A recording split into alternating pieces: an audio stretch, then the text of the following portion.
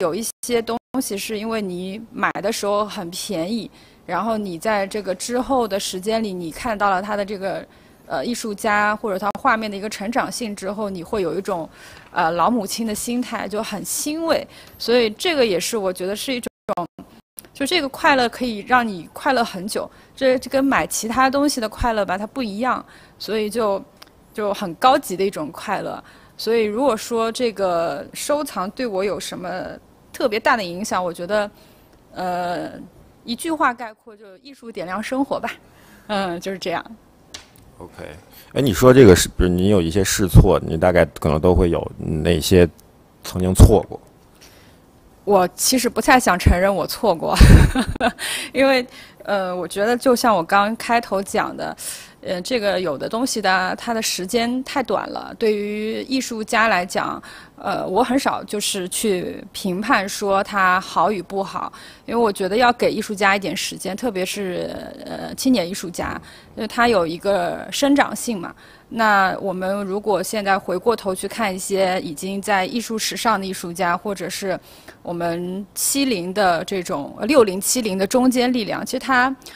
回过头去看对他不同时期的作品的评价，也会随着时间推移会有一个不同的判断。所以我不承认是错，我觉得这个就还要再观察，然后也应该对艺术家跟青年艺术家的作品，我觉得多一些包容吧。对，是的。OK，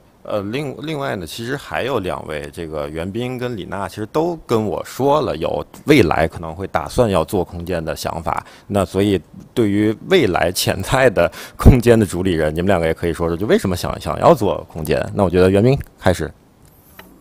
好，其实不是打算，其实是已经成，已经在开始了，对吧？开始了，只不过就是我是就是已经印章全部的框架都已经做好了，现在其实主要是内容上的一个梳理，然后我以什么样子的一个角色在生态的角色出现，我觉得是我现在这个阶段再去想的。其实最早想要去做这个空间还是一个从量变到质变吧，一个想法的转变。就是首先是结合我办公的需求，第二就是我收藏在一开始的时候是没有想严肃收藏这件事情的，但是是因为随着就是收藏的数量真的是越来越多，然后我需要一个空间去承载它们，所以说结合我办公的需求，我就做了现在这个空间。我希望可能就是未来是以收藏的一个视角，然后去做一些比较有意思的、有独立视角的一些展览和对话，然后也可以是提供一个可能圈子里面不管是藏家还是策展人，还是艺术家一个交流的地方和平台。对，你估计在什么时候我们可以看到这个空间？1年之内吧。好，其实我们本身是计划大概就是7月底8月初，但是因为就是我们从去年策划到现在经历了疫情还有春节，所以是会往后大概延迟3个月左右吧。期待。好，谢谢。李娜呢？其实我的原因感觉跟那个袁斌和潘阳刚刚说的差不多，就是买的越来越多，然后希望有一个地方可以去展示它，也是觉得买了很好的东西一直放在仓库里面是特别可惜的一件事情。然后呢，再加上我感觉经常会有人问你就收藏什么呀，然后每次都是给人看照片儿，我感觉挺怪的，好像在骗人一样，就是大家没有看到过实物。然后所以我也希望有这样一个空间去展示自己的审美吧，自己的趣味，然后也希望是可以像袁斌像潘阳一样，就是可以去把自己的一些审美趣味投入到这个策展和装扮这个空间的过程当中。而且我也希望可以有了空间之后去做一些艺术家驻留项目呀，然后艺术奖项啊之类的东西。我自己可能这个收藏的经历和收藏体系跟很多就是比较年轻的艺术家有一点区别，就是我都是从那个2级开始的，然后大部分东西都是2级的。然后我自己非常喜欢和收藏的基本上都是60、70后的艺术家，就这种像大刘伟啊、张恩利啊、梁元伟啊，就这些。就对于年轻这个80后、90后，其实我没有非常的关注，然后也没有说是真的买很多，但是也希望可以慢慢的让自己的收藏体系更加的完善，也希望因为有了这个空间，它是在我的收藏过程当中有一个助力吧。你打算什么时候开始启动？就我还在学习，还在看，刚刚还在跟那个潘阳聊，就希望到他的空间去看一下，然后到很多不同的美术馆也好，然后这种艺术空间，都去多考察一下，再决定吧，到底是找一个独立的地方去做一个空间，还是说在家里面去弄，就像那个唐剧、像西客那种，就是在家里面搞，都还在考量吧。OK， 那我接下来想问一下，就是已经有空间的嘉宾，就是你觉得你们做了这个空间之后，到现在为止，你们有收获到什么样一些经验吗？就真的能给大家，甚至像袁冰、像李大，未来要做空间的人，你们能够给到一些什么样的经验吗？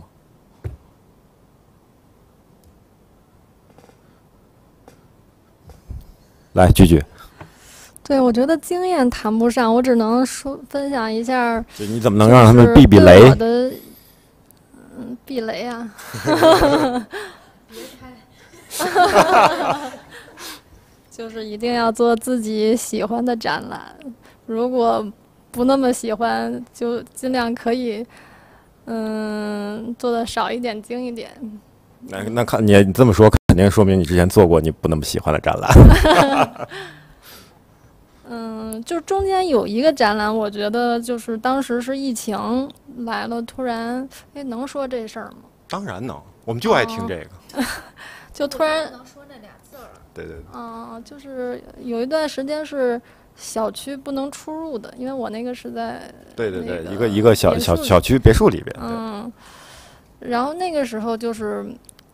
心里比较压抑，但是又觉得如果不做，就心里更压抑，就是还是做了一个。明白。然后那个展览其实是，我自己就是投入比较多的一个展览，我觉得也挺好的，但是我觉得就是有些尝试一次就够了。OK， 就是因为那个展览是我自己从头定到尾，包括去联系艺术家呀，还有怎么布展呀，怎么设计呀，是从每一个细节都自己跟下来的。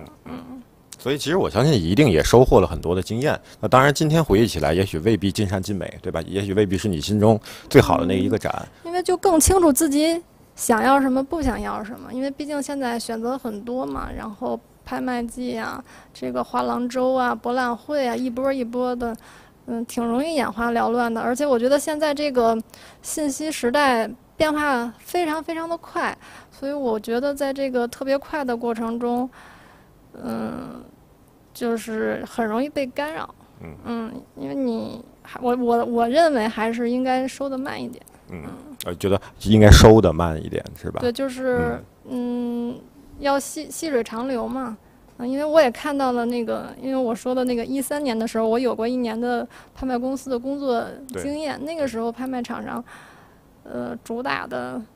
还是我不知道我能不能说。就当年没事，我帮你说，当年主打了一些作品，对吧？包括艺术家，包括一些藏家，现在都已经消失了。对，就是有一些是非常传统的。审美我不觉得不好，我觉得那是一个阶段，而且现在那些可能大家已经新鲜感过了，我觉得有一天可能他又会再重新得到一个比较公众的认识吧。对，当然也会有，就是说沉寂了几年之后，可能到了这2年又陆续又被大家看到，对吧？又重新被大家认可的也有。对，是，就是它有一个调整期。对，OK， 所以谢谢句句的这个经验，包括那韵佳呢？你有什么？你是希望他们2个人开空间吗？还是不希望？或者你有什么经验给他们2个？我其实觉得这个参与的人越多越好，这个对市场跟对整个行业来说是好事。如果说经验的话，我觉得就是可能作为空间的这个主理人也好，或者是馆长、策展人也好，就是得勤奋一点儿。特别是今年，因为就是看的机会其实挺多的。所以就是得多动动脚，就虽然就是这个听上去像个体力活，因为就不管是这种艺博会也好，画廊周也好，还是说是拍卖的预展也好，我觉得是一个非常好的一个学习的机会。包括就跑艺术家工作室，其实也挺有趣的。我觉得就是要多勤奋一点，多动动脚，然后多读书。这个我也是最近的一个很深刻的体会，就是说，而且应该要看的杂一些。就是像我可能现在也会去翻一翻宋画的画册呀，然后去找一些这个感觉。然后会跟自己现在看作品去做一个连接，然后也会去看，就是说，比方说横向去看，就同一个时期的，东方和西方的一些文化的变化，或者说文艺复兴时期我们东方在发生一些什么，其实还是挺有趣的。它不一定说你看完你立马能怎么样，但是它其实是一个积累的一个过程。然后还有就是，我觉得信息梳理也很重要，因为你现在，就是自媒体也很发达，然后也有很多的机会跟大家在线下线上去交流，那你这个里面必然就会有用的信息和没用的信息，或者是错误的信息，所以就是有的时候你可能听到一些东西是让你蛮激动的啊，可能有点上头，就觉得哎呀，就好像我也想要做一个这个事情，或者买一个这样的作品。但我现在会觉得说，可能，要特别上头的时候要冷静一点，就是你要再想一想，就是说去做一个甄别吧，或者说有的时候也不一定适合你，因为收藏还是要根据自己的这个整体的一个脉络去走，我觉得会更好一些。然后最后我也同意句句讲，就是那个慢一点，就是少动手。对，因为我觉得这个事情，因为买是永远买不完的，而且按我们这个年纪吧，我觉得从30买到80是妥妥的没问题，所以你就还有就是大半个人生可以跟艺术相伴，所以就我觉得有的是时间，也有很多好的机会，但是对于我们可能年轻人来讲，我觉得更多的是一个学习跟积累过程更重要一些。好的，好的。那宣乔呢？你有什么经验给大家？其实做收藏家和做机构发起人都是一个难度很高的工作，可以这么说，因为它是没有天花板的，它对你的美感的考验是全方面的。同时你也会接触到国内外，不管是艺术从业者、专业人士，还有国外艺术家、策展人的审视，就是也需要对当代艺术在中国这生态去负责。对，因为其实我这边做的是一个就是中型机构，大家也知道，机构在中国并没有那么多，不像在柏林，机构已经有30年的历史，他们也会有更加多的观众，因为观众也非常的专业以及习惯看展览，就整个的这个艺术生态，还观众的，就是包括对这些观念性的认知，也都是非常不一样的一个生态。所以我觉得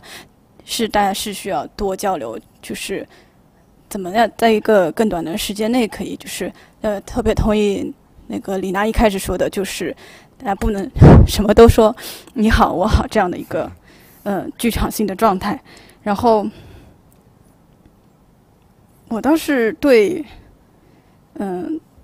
就不是出于一个个人的一个需求去做这个事情。然后如果从机构的收藏角度来说，当然我们像一些其他的美术馆在考虑收藏的时候，也会去考虑它的存储的问题。然后但是机构收藏要更选择它的，比如说它可能是一个更大的一个装置，不是完全能够适合放在家居空间的一种形态。如果在可以的情况下，就是美术馆机构应该要去收藏一个比如说这个艺术家他更想要去往的那个方向的一种作品的表现形态，比如说他如果是其实是想要做空间装置的话，可能我们应该更尽可能的去收藏他的空间装置的版本。就是举个例子的，也是希望，比如说一些影像艺术家，他可能有一个思考了很久的一个项目的时候，去给到他一些支持。然后总觉得就是，如果说到空间呀，就是如果是从我这种机构的角度的话，我的工作虽然说有很多专业的同事，但是还是牵扯到很多的工作的精力还有投入，因为你喜欢去做这个，你就会有去关注，就是它每一个细节，从观众走到来，就是或者说走进来体验到的每一个东西，包括展览的 review 啊，就是每一个细节都是需要策划的，包括去办一个活动也不是，关键是它的一个语境的问题，就是我们不是从一个商业的语境去approach 和解开这些东西，是你要从一个，甚至说艺术策展人也需要艺术家上身，这么一个就是每一个活动都需要用一种艺术家的工作方式去策划，需要承担起艺术机构的责任。大概就是这么个意思。好，谢谢。潘阳呢？你做的是不对外的，但你应该也有一些经验吧？我能说一个特别接地气的经验吗？当然。这是真烧钱啊！这真烧钱，就是一个无底的黑洞，就是真的就是无法自拔的那种。就是我觉得，因为我可能对于这种专业性的，就是空间运营来说，我可能没有办法给大家提供一些什么样的经验，因为我自认为自己是一个比较野生的这种，就是空间助理人。但是我觉得就是，就即使是就是像我这种玩法，就是以自己的这种想法放在最首位的这种状态来说，我对于我的经验，我觉得就是你会慢慢渐渐的，就是越来越清楚自己到底就是真正是想要什么，就是会越来越清晰，就是对于你收藏的这个路线可能会越来越明朗。因为我是从18年开始收藏，那就是经常会有人就是问我，就是你的收藏脉络到底是一个什么样的？其实我没有办法回答这个问题，因为我觉得至今可能5年对我来说，这个脉络我并没有，就是还并没有找到。就是对我来说，我还是在寻找和学习的一个过程当中。但我觉得就是这样的一个空间，能够给我这样的一个发挥空间的话，我会渐渐的，就是越来越对于这个脉络可能会越来越明朗。就比如说，可能有一些作品，你把它放在同一个空间，你会觉得它们特别冲，就是这是一种自然而然的这种感觉，还有一种就是长期你面对这些艺术品来的一种经验吧。OK， 谢谢。那这个做空间的分享完了他们的经验，那做自媒体博主的2位有什么自己的经验啊？张总，我觉得自媒体这一块，就是我觉得对于自媒体来说，做内容首先是要接地气，因为大家为什么想去在不管是小红书、抖音上面，他不想去看到过多的教条式的内容啊，所以说太过于学术或太过于严肃都不是很好的切入点。但与此同时，你又不能因为太过于接地气，导致你的内容太多水分。所以你要去找一个很好的 balance， 让大家又能喜欢你，然后又能从中学到东西。我觉得这是作为自媒体一个很有趣的挑战。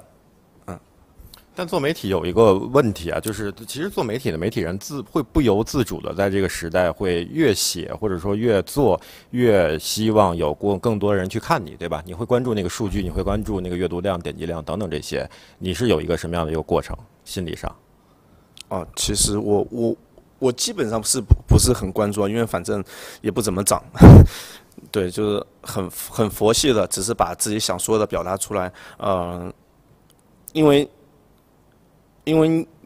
这个我觉得对于就跟潘阳选择他的机构是一个封闭的机构，或者有人喜欢关于讨论视频啊这种收藏，对不对？就是你的机构是视频收藏，所以我觉得每个平台都会有，或者每个自媒体它有自己的针对的目标群体。都不应该是一样的，所以说可能对于我来说，我吸引的对于我感兴趣，我这个平台感兴趣的，一定会跟李娜有一定的差异，很正常。所以说做好自己就可以了，做好自己，然后把你的擅长的点或者你的优势展现出来就够了。就你现在观察，你吸引到的都是一些什么样的关注你的人？比如说这个用户画像，你能简单的描绘一下吗？对，我看过我的用户画像，我就这个很男女比例多少？居然还是女生多一点，对，可能就多那个%几个点而已了。那其实还是比较平衡，但是可能对于我来说，可能还是以北京和上海为主，都还是1线城市为主，后面基本上就没有了，就很集中，很有对，比较偏科的比较严重一点，然后因为我也没有视频，所以说可能都是比较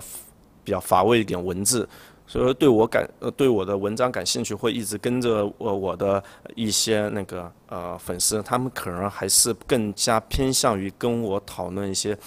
比较有意思的东西，在论坛那个留言里面去聊一些东西，或者会私下的聊一些东西，有通过这个交到朋友吗？新的朋友？有，确实有，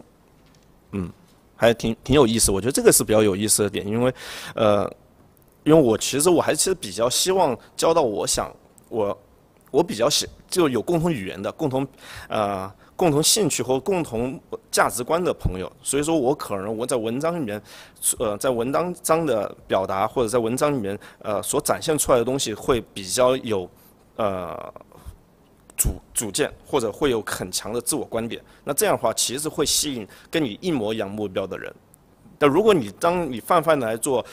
大家都喜欢，其实你这个时候你没有一个很明确的一个用户画像，那反而你越针对性的，刚好就跟你有同样的目标的人会对你的文章会感兴趣，这样的话更容易交到一些朋友。OK， 李娜呢？我本来是过2天要发一个那个小红书，就是写这个主题的，所以我就可以先说一下，就几点吧，就是一个很切身的，我觉得比较好用的几点。第一个就是更新，就如果你想要做这种，就是在平台上面，做一个这种内容类的，就是更新真的是非常重要，要更得很频。然后我真的就是基本上是日更，我发了300多条吧，就真的是每天都在发。然后第二个就是垂直，就尽可能的，就比如说你是写艺术的，那你就尽可能的在你的粉丝还没有很多的情况下，尽可能垂直，你就写艺术，就不要再又写旅游又写美妆又写什么，就是尽可能先垂直，这样你吸引来的这个粉丝的粘性会比较高。然后你在这个艺术的里面，你可以分各种不同，就是再去尝试不同的。就比如说，我可能还会再去做那个除了图文的，就是艺术评论类，我可能还会再去做那个访谈，就采访业内人士。然后我也尝试过很多不同的新的所谓的栏目吧。然后包括我最近想开一个新的栏目，就希望大家给我投稿啊，就是那个吐槽这艺术圈里面各种傻逼事儿。傻逼事儿不能说。就是奇葩事儿，然后就是你可以吐槽，就你的老板、你的同事，然后你的各种从业经历，然后就是那种匿名的，然后我在这个平台上给你发出去，因为我觉得这个圈里面就这种奇葩事儿还是挺多的，然后应该蛮有趣的。就我在尝试各种不同的艺术相关的内容。然后再就是第三个就是蹭热点，我不觉得蹭热点有什么丢人的，就是有热点就是可以蹭，就是这样你有更大的曝光。就比如说你这个央美有展，那你就是看央美的展啊，你不要等到好像半年之后你再去发一个央美的东西，就没什么意义了嘛。就你紧跟它这些热点，然后就是说还是内容的输出要有一定的态度吧，就是我觉得像 Shane 刚刚说的，就艺术圈很多人他不说人话，我觉得这很无语。就是你要有一个有态度的说人话的，让别人能看懂你到底在说什么、表达什么的，这个内容是非常重要的。对。粉丝多了一定会招骂或者挨骂，你有被骂过吗？其实还好，因为我觉得我关注我的粉丝素质真的是还挺高的，然后再加上小红书这个平台，总体大家我感觉文化程度啊，然后这个就是教养都挺好的，不太会就是进行人身攻击，大部分它还是观点的争论吧。我是非常提倡大家去有不同观点的表达，没有什么对或错，我觉得这挺好的。反正就是那种人身攻击的，我都会把它贴出来，然后回骂他。所以你有生气吗？当时？有，我觉得挺有病的，就是这些就人身攻击的人，就你说的根本就不是一回事儿。就你说前门楼子，他说胯骨轴子。OK， 这个是李娜做这个自媒体的一些这个经验。那接下来其实几位都是这个藏家，我真的要问一下，当然愿意回答的可以回答，就是觉得不想回答可以完全不回答。就我特别想知道你们自己觉得买的自己觉得最好的一件和最差的一件作品都是因为什么样的原因？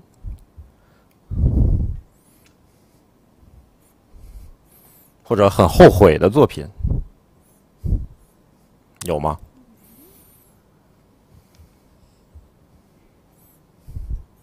空气突然安静。我可以说一下，太好了。因为我觉得我在2级上买的任何一件，我都非常的自豪，我非常的爱的，就时至今日回去看，我都觉得特别的好。包括在永乐买的特别好，对，买的那张大刘伟非常棒啊，就是特别喜欢。反而我在1级我买的，我觉得，不是那么的喜欢吧，也不是说不能那么喜欢，就是没有2级买的满意。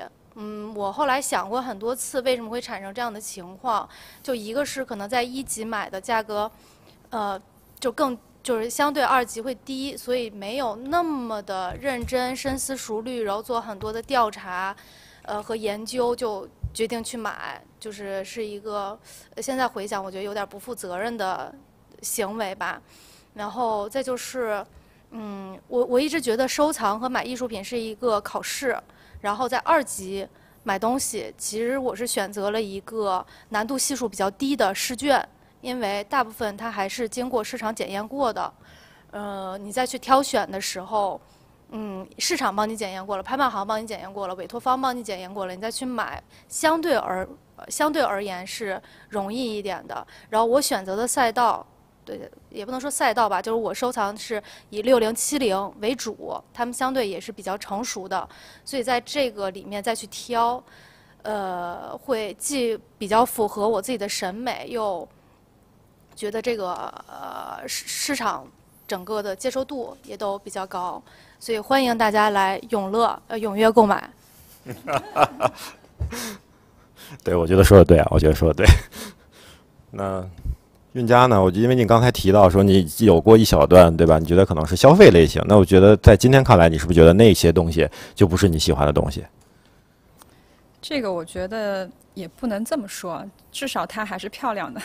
就你可能不能把它当做艺术品去看待，但是它放在你的这个生活场景里，至少给你带来还是有愉悦的。那我觉得就是说，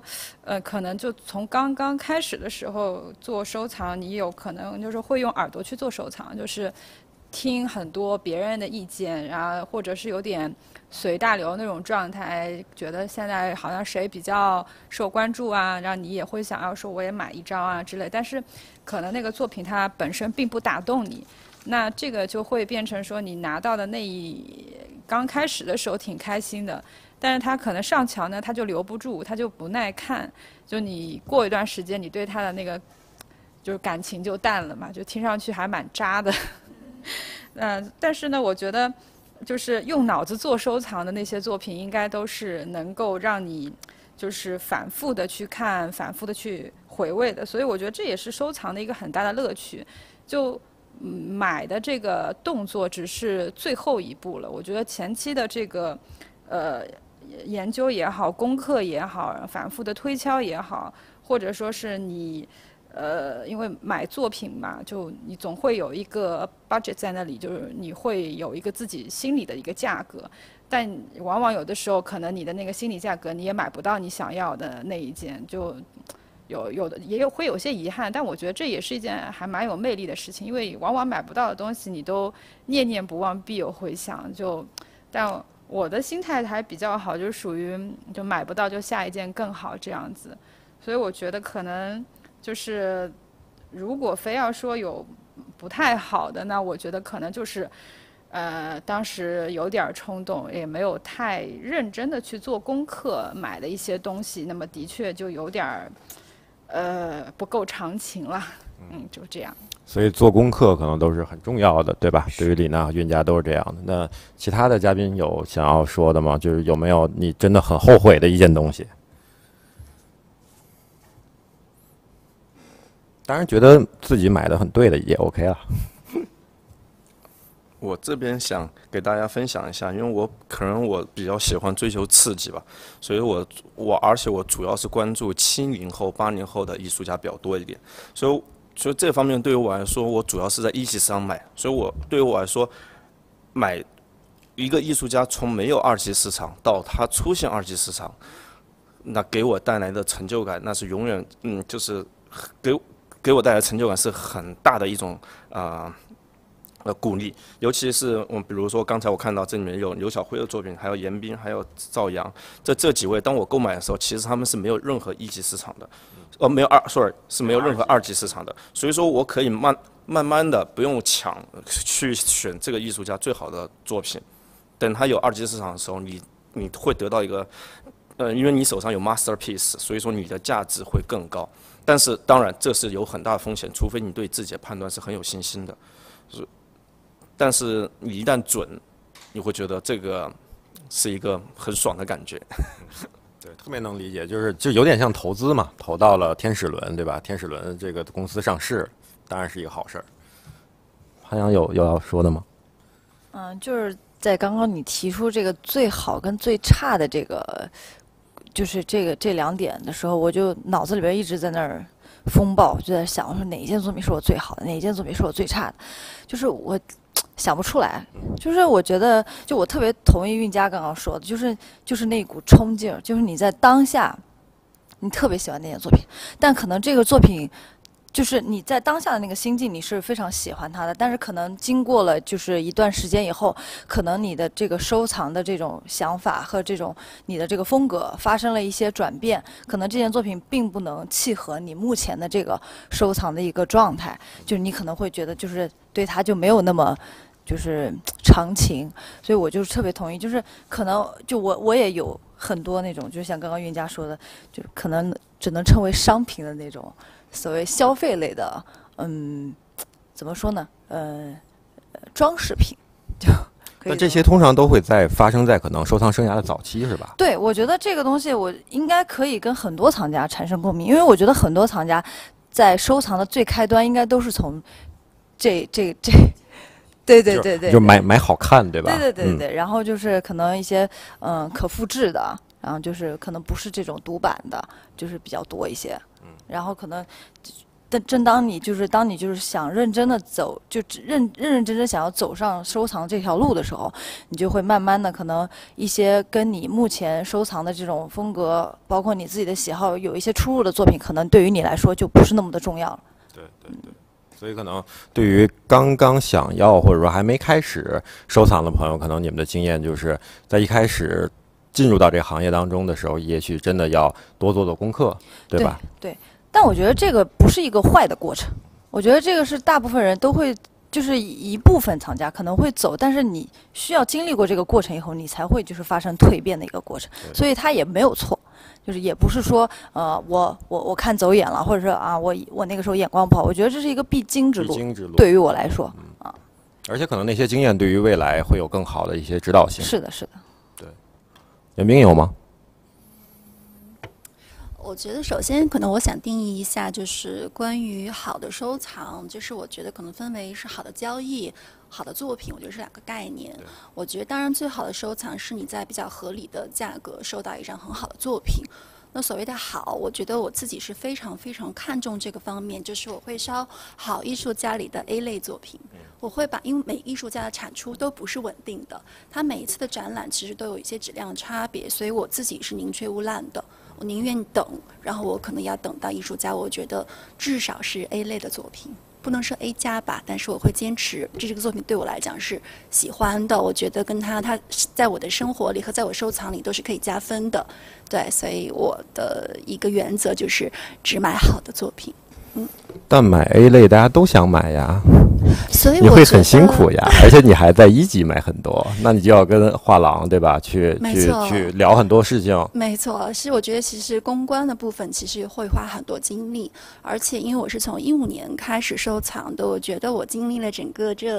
这些年，我觉得整个圈子里的生态、交易规则、业态都有挺大的改变的。其实我也在调整，但是我觉得就是我自己的乐趣还是在于价值发现吧。就是要么你就是可能很有财富，然后你可以去直接在拍卖上买最好的作品，同时你也可以可能凭自己的经验和判断力，然后去在艺术家的早期，然后去收他们的，在你还有选择权的时候去买他们最好的作品。对，当然我觉得这个是动态的，对我来讲是动态的。对，我们一会儿要聊聊1、2级市场这个问题。那个宣乔，你有觉得买的不好的吗？或不喜欢的吗？我觉得有的时候委任的，项目委任艺术家，如果这次艺术家发挥的很好，我就会比较开心，就这个点是可以取悦到我。我还是比较难被取悦，然后看到比如说，因为通过我们项目委任的艺术家的作品，他在别的国外展出，这个我也会感到很欣慰、很开心。或者我们帮艺术家这个装置去在国内落地做得很好，有一个很好的展示，我也挺开心。我觉得个别可能绘画类的，买的有的时候有点早，然后他到后面就发挥得更好了。当然我也为艺术家高兴吧，然后以后也可以试着尝试一些更 hip 的艺术家。然后我的收藏主要也是偏感性的，但是我个人的趣味和机构的还是要有一些界限。当然呢，作为机构发起人也要不断的学习。OK， 证明这个今后这个年轻艺术家，如果未来被这个梅凯龙艺术中心对吧所委任的话，可能就要很努力一些了，因为我们的主理人就是要互相的，因为我们的主理人要求很高。对。OK， 好的。刚才就是聊了一些这个，因为袁斌刚才发起就是1级的这个事情，我们现在我觉得可以进入到这个方法论的这个环节。那讲到方法论呢，必然就要有方法。那各位有人在1级买的多，有人在2级买的多，那我就想，那咱们先从2级开始吧。可能这个句李娜都是在2级，包括人家也都在2级买的会比较多一些。所以你们有没有一些跟2级市场打交道的一些经验或者一些感触啊什么的？包括像李娜都是永乐的，对吧？很好的藏家。你为什么在1级买的少啊？因为你永远排不到你想要的，他 offer 给你的，你永远不想要。就是我觉得跟1级，我真的是不是很擅长跟那个1级打交道。可能我这个人思维比较简单，我觉得我是一个买家，然后我要讨好卖家这个事儿，我有点心里过意不去。就像我买爱马仕，我也是在2级买，我也不去专柜买。我觉得这事儿好像有点奇怪。就是你就完全不能接受配货这件事儿，对吧？对，坚决抵制配货，大家要跟我一起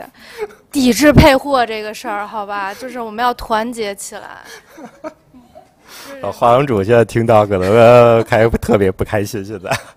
就是也不是说一级都是这个样子吧，只不过我觉得。当然，我跟一级也有很多就是非常熟很好的朋友，就真的是称之为朋友，就是不是为了买画卖画这样的关系，也学习到很多。只不过我是觉得，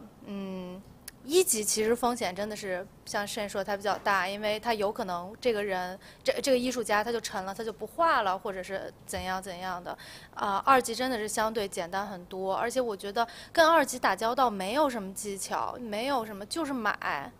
就你还要什么技巧呢？就没什么别的。OK， 那个，因为趁着娜娜说了这些东西，那我觉得在一级买的多的嘉宾们可以分享点经验给娜娜，对吧？就你们怎么能拿到好的东西，怎么能拿到你们想要的东西？因为娜娜刚才说她对吧，给到她不喜欢。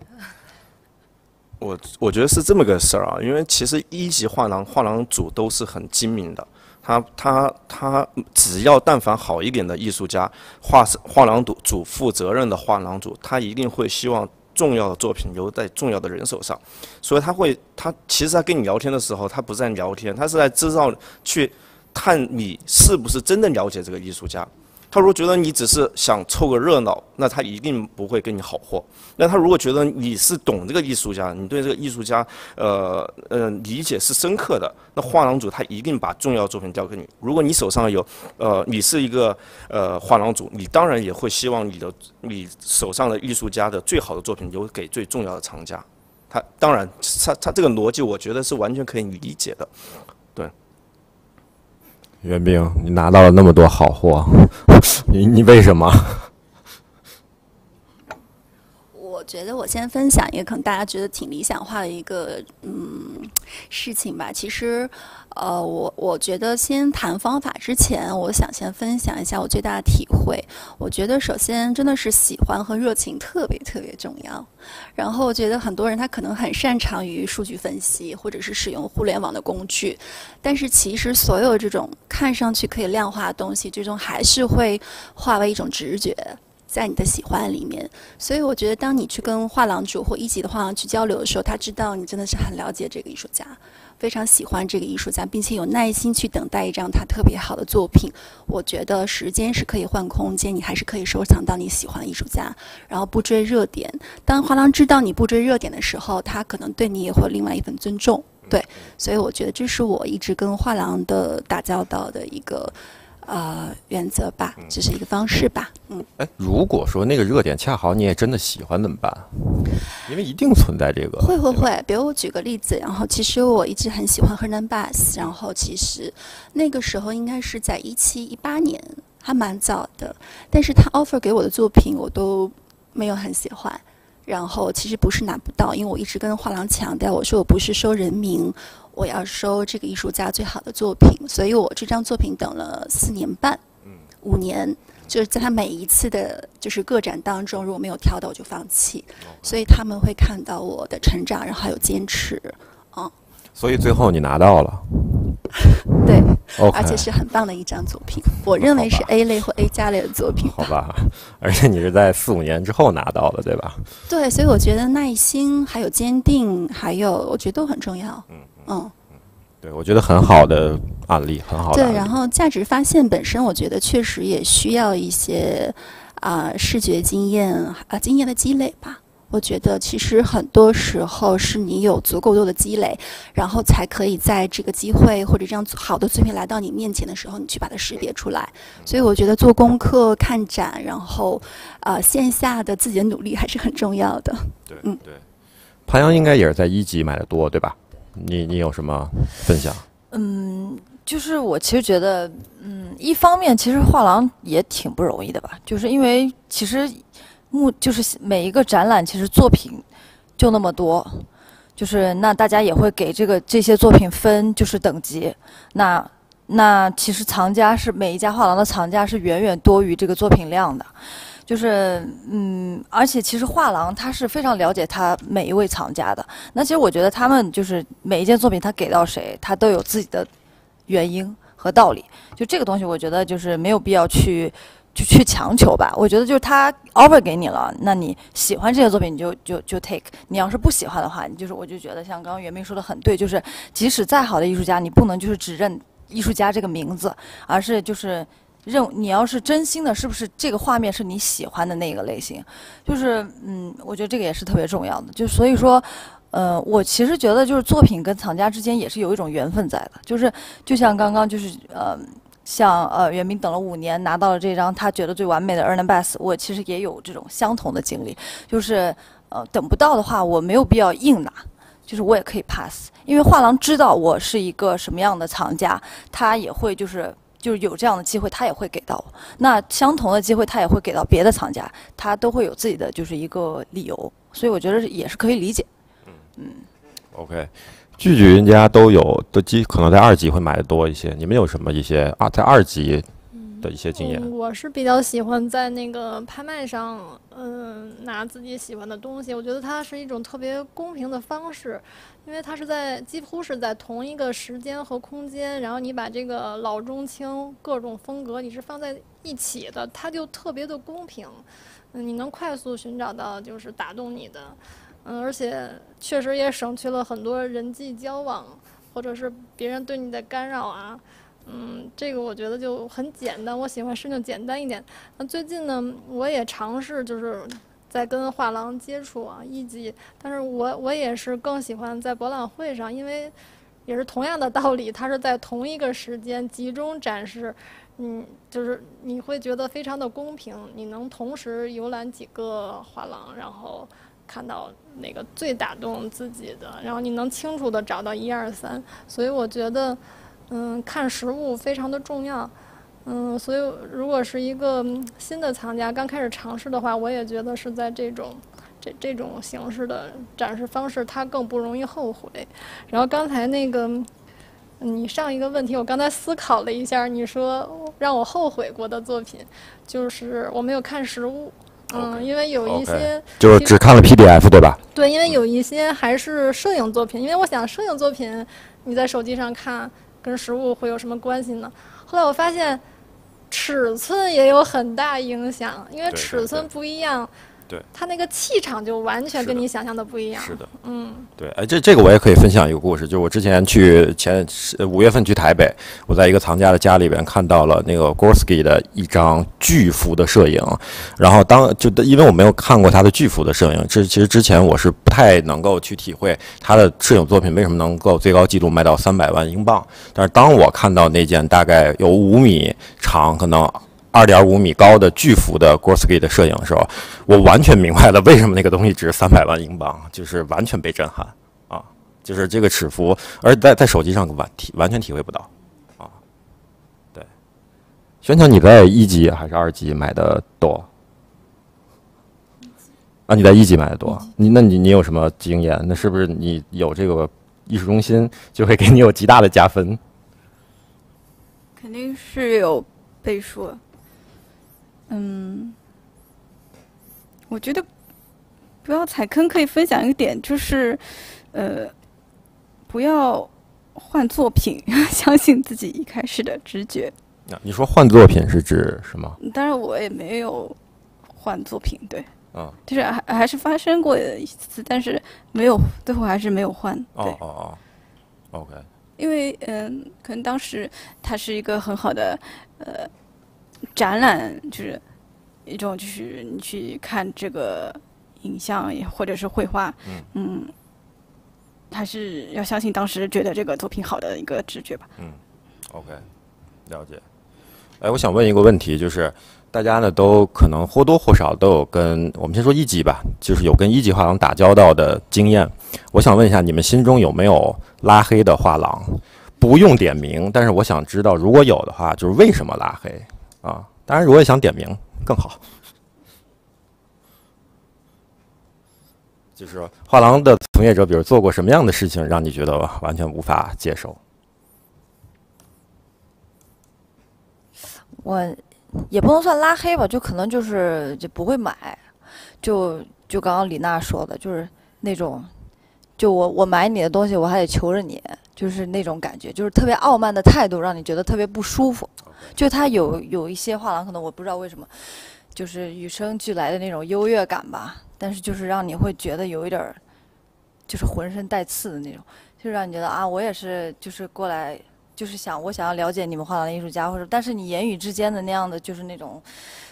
优越感，让人觉得特别不舒服。有具体的，就是他怎么样能够让你感受到那种让你厌恶的优越感？就说话的方式，就是对，会让你觉得特别难受。那是西方画廊还是中国画廊？不说了，不说了。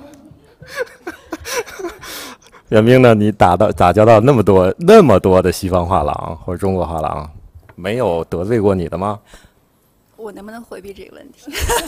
你可以只讲事例，不点名。就是其实比例没有特别高，然后，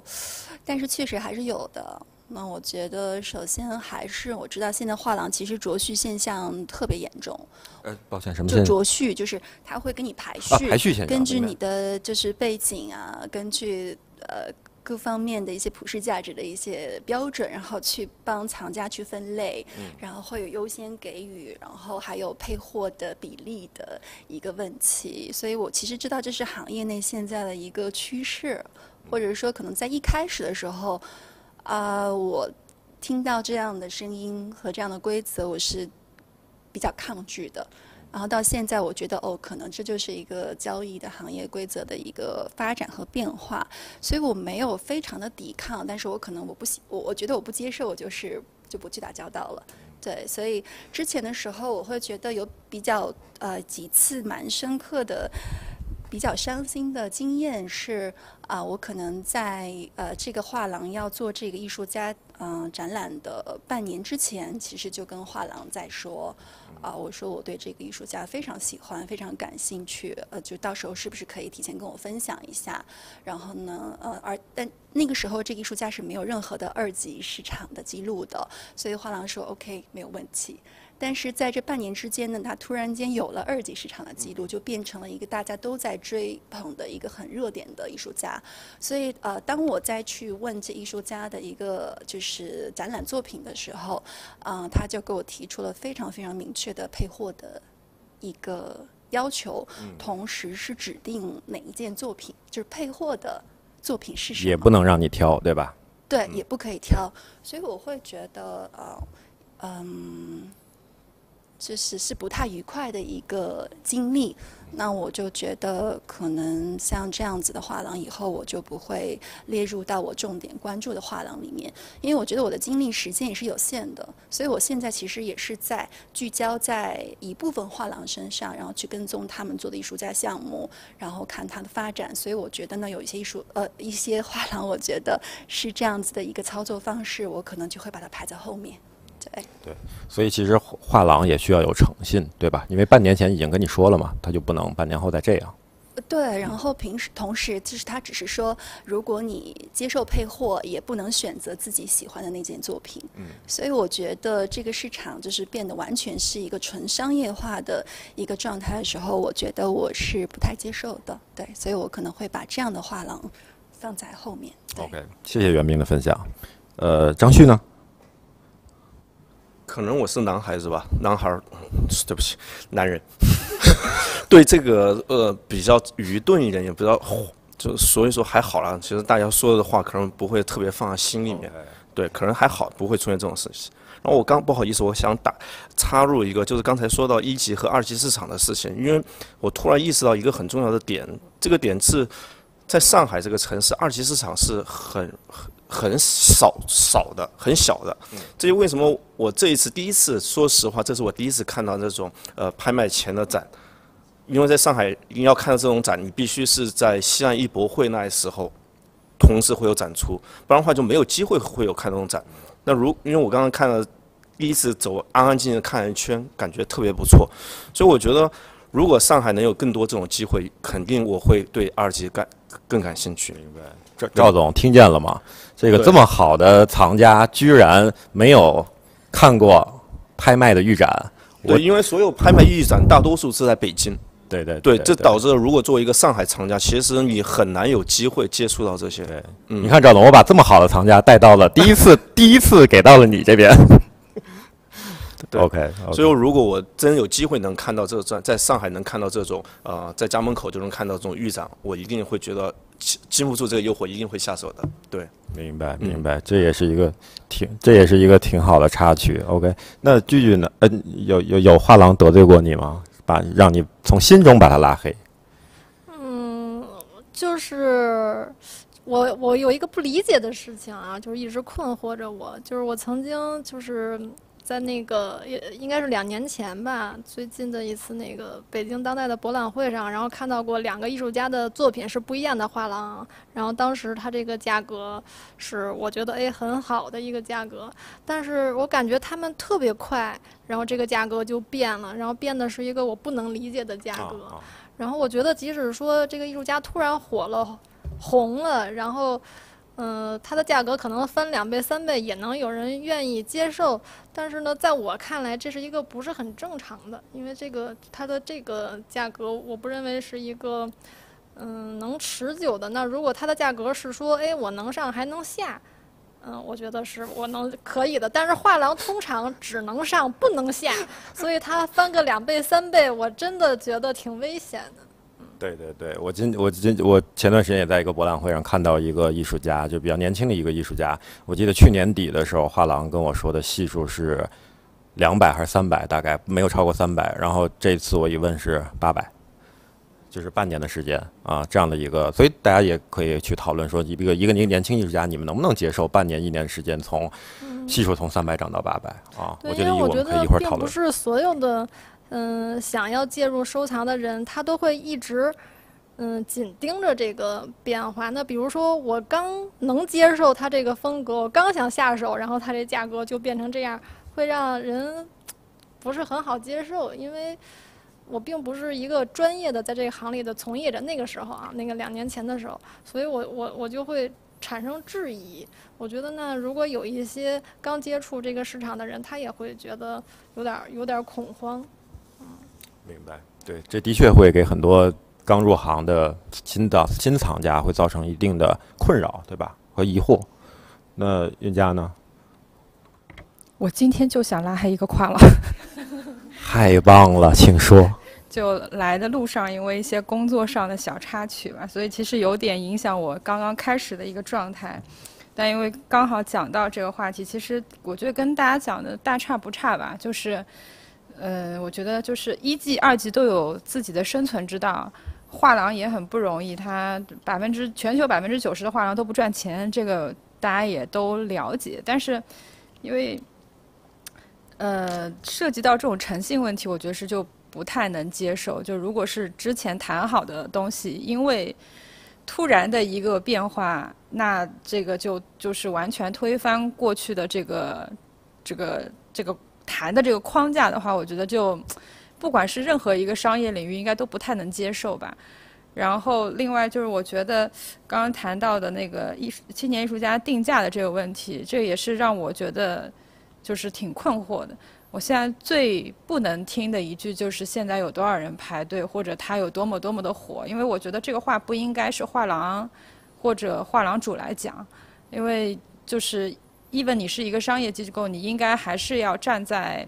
对艺术家和作品负责任的一个态度去评价一个艺术家。如果他只剩下一个商业价值的话，那我觉得跟买商品可能也没什么差别。那如果寻求收益的话，你不如去1级市场买股票，不是更好吗？